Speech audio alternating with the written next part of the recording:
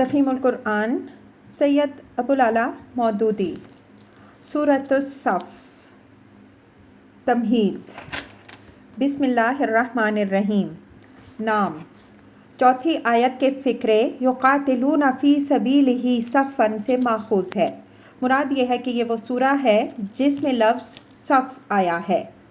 زمانہ نزول کسی معتبر روایت سے اس کا زمانہ نزول معلوم نہیں ہو سکا، لیکن اس کے مضامین پر غور کرنے سے اندازہ ہوتا ہے کہ یہ غالباً جنگ احد کے متصل زمانہ میں نازل ہوئی ہوگی، کیونکہ اس کے بین السطور میں جن حالات کی طرف اشارہ محسوس ہوتا ہے وہ اسی دور میں پائے جاتے تھے۔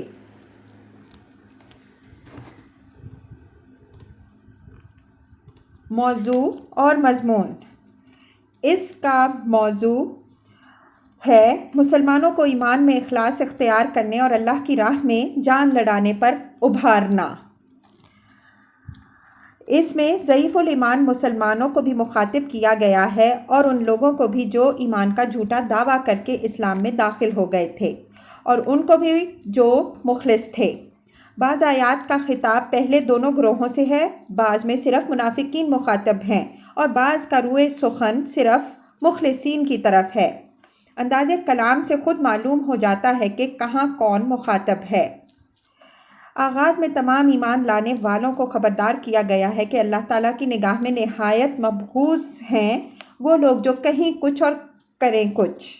اور نہایت محبوب ہے وہ لوگ جو راہ حق میں لڑنے کے لیے سیسا پلائی ہوئی دیوار کی طرح ڈٹ کر کھڑے ہوں۔ پھر آیت 5 سے 7 تک رسول اللہ صلی اللہ علیہ وآلہ وسلم کی امت کے لوگوں کو متنبہ کیا گیا ہے کہ اپنے رسول صلی اللہ علیہ وآلہ وسلم اور اپنے دین کے ساتھ تمہاری روش وہ نہ ہونی چاہیے جو موسیٰ علیہ السلام اور حضرت عیسیٰ علیہ السلام کے ساتھ بنی اسرائیل نے اختیار کی۔ حضرت موسیٰ علیہ السلام کو وہ خدا کا رسول جاننے کے باوجود جیتے جی تنگ کرتے رہے، اور حضرت عیسیٰ علیہ السلام سے کھلی نشانیاں دیکھ لینے کے باوجود وہ ان کو جھٹلانے سے باز نہ آئے۔ نتیجہ یہ ہوا کہ اس قوم کے مزاج کا سانچہ ہی ٹیڑھا ہو کر رہ گیا اور اس سے ہدایت کی توفیق سلب ہو گئی۔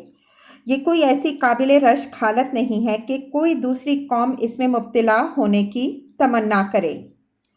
پھر آیت 8 تا 9 میں پوری تحدی کے ساتھ اعلان کیا گیا کہ یہود و نصارہ اور ان سے ساز باز رکھنے والے منافقین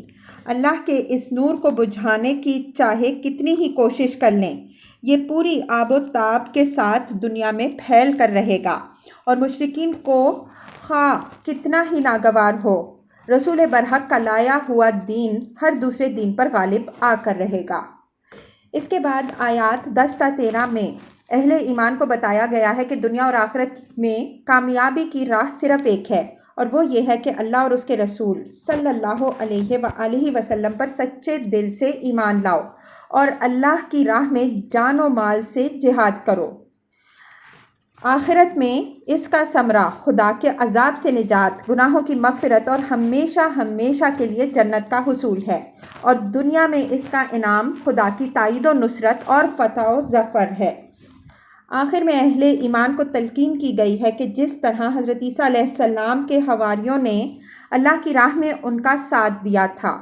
اسی طرح وہ بھی انصار اللہ بنیں تاکہ کافروں کے مقابلے میں ان کو بھی اسی طرح اللہ کی تائید حاصل ہو جس طرح پہلے ایمان لانے والوں کو حاصل ہوئی تھی۔